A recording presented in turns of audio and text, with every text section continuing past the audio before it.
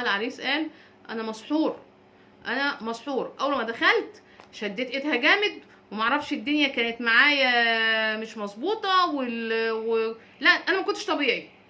فرح في الشرقيه اتقلب وباظ، الفرح باظ، والمعازيم مسكوا في بعض، والعروسه والعريس مسكوا في بعض، والدنيا اتقلبت وحصلت مشكله ملهاش اول من الاخر. ايه اللي حصل؟ هقول لكم ايه اللي جرى وايه اللي حصل. كان في فرح في الشرقيه، العروسه قامت ترقص زي ما اي عروسه قامت ترقص. اما قامت العروسه ترقص، ايه اللي حصل؟ العريس كانت بترقص هي مع ابن خالتها، العريس مرضاش ان هي ترقص مع ابن خالتها. يسكت؟ لا ما يسكتش طبعا. قام قايم وقام جررها وقام مشددها وقام سقها، وقعت على المسرح. وقعت على المسرح. طب بسبب ايه؟ هقول لكم بسبب ايه بقى اللي حصل ده كله. مش هتتوقعوا ايه كان سببه. سببه حاجه غريبه، حاجه يعني بصوا بقى، يعني دي اللي بيقول عليها حجج. وسائل التواصل الاجتماعي لما شافت الفيديو ده ما سكتتش، ما ناموش، كله قام كده وقال لا لازم نشوف. ده العروسه اتضربت واتشدت من شعرها وبهدلها وما خللهاش. ينفع اللي عمله كدهوت؟ لا ما ينفعش طبعا اللي عمله. واحنا نسكت؟ لا ما نسكتش، احنا نصعد الموضوع والموضوع يكبر ونشوف هنوصل لايه. يلا صعدوا الموضوع، الموضوع كبر وقالوا ان العروسه اتطلقت. بجد العروسه اتطلقت؟ انا ما قلتش حاجه هما اللي قالوا، مش انا اللي قلت. قالوا ان العروسه اتطلقت، واخو العروسه لما شاف اخته كده قام مسك العريس نفضه، قام معاه بالجلاشه وعمل معاه وظبطه، قام ظبطه عشان شد اخته او عمل كده على اخته او تعدى عليه. فاكرين الاسماعيليه؟ فاكرين حادثه الاسماعيليه؟ برضو كان ولاد عم على اعتقد، وبرضو الدنيا ما سكتتش. قامت ما قعدتش ازاي ان ضرب عروسته وازاي ان عمل، وخدوا بعضهم وراحوا يشوفوهم في الاسماعيليه. بقوا لقوا القرايب قاعدين وهي قاعده ومبسوطه، وتعالوا كلوا حمام. فاكرين تعالوا كلوا حمام؟ ما طلعوا لهم الحمام وتعالوا كلوا حمام. طلعوا وقال لهم تعالوا كلوا حمام. طيب وبعدين في عروسه الشرقيه دي اللي حصل زي ما قلت لكم ان الكل قال ان العروسه اتطلقت. لا العروسه ما اتطلقتش. الناس طلعت عملت على الفيديو شو جامد.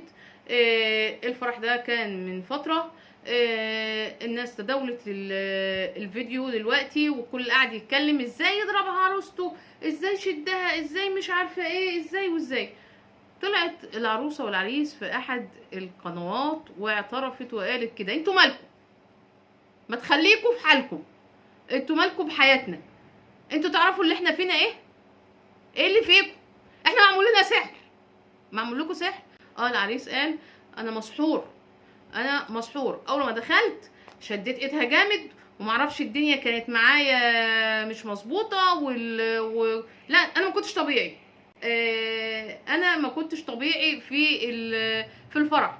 انا كنت مسحور. وهي دفعت عن زوجها بكل جسارة طبعا، وقالت انتوا مالكم؟ يعني دي مشاكل بينا، ودي حاجة وخلاص وعدت، ومحمد رضى اهلي ورضى اخويا ورضى نسيبه واعتذر للناس، والفرح عدى.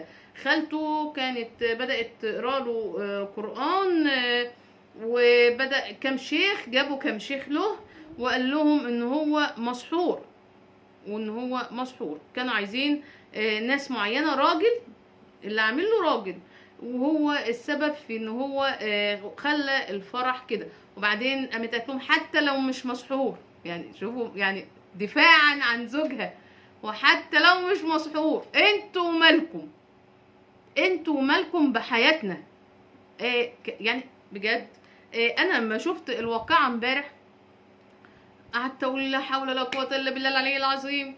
ازاي يضربها وازاي يشدها من شعرها؟ اخوها ده بطل اخوها ده مش عارفه ايه. وكنت يعني بجد يعني متضايقه قوي شويه كده، وبفر في التليفون وببص.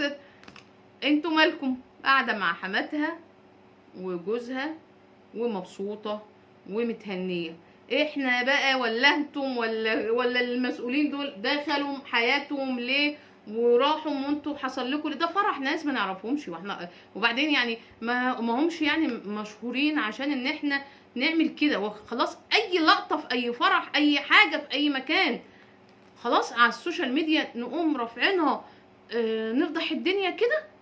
اي حاجه خلاص بقت على السوشيال ميديا كده يعني خلاص.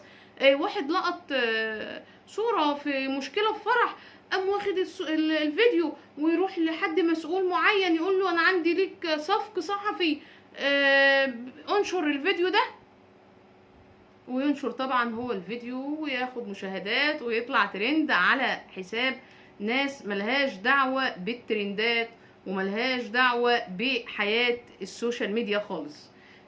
انا بحيي العروسة، بحييها جدا ان هي طلعت ودفعت، وان هي قالت اتضرب ما اتضربش دي حاجة ترجع لي يعني. دفعت واتكلمت عن جوزها، وجوزها برضو هو انسان يعني شكله مش وحش، شكله انسان هادي ومفيش حاجه وبيتكلم بعفويه جدا. وهو قال ان هو اتعصب. يا جماعه هو جايز هو شخص طبيعته ما بيحبش مراته ترقص مع حد، واحد غار عليها. انت زعلان ان هو غار عليها يعني ولا ايه؟ انتوا مالكوا؟ راجل زوج غار على زوجته، ده وضع طبيعي وشيء طبيعي، شيء طبيعي بيحصل اكتر من كده. لكن احنا ازاي يعدي علينا الموضوع ده مرور الكرام؟ لا، لازم نطلع ونقول كذا وكذا وكذا وما يصحش. ولو هي عايزة ترفع قضية احنا نطلقها الصبح ونجيب لها حقها.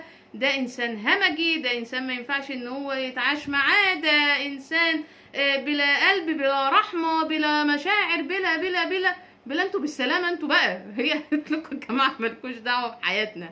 حقيقي انتي كلامك عجبني جدا في احد التصريحات لما طلعتي وقلتي ان محدش ليه دعوه بحياتنا. حبايب قلبي ما تنسناش باللايك بتاعكم الكريم اللي انتوا دايما بتدعمونا بيه. وحلقتي خلاص زي ما قلت لكم خلصت كده النهارده. يا ريت في الكومنتات تقولوا لنا ايه رايكم في الواقع وايه رايكم في اللي بيحصل الايام دي على السوشيال ميديا.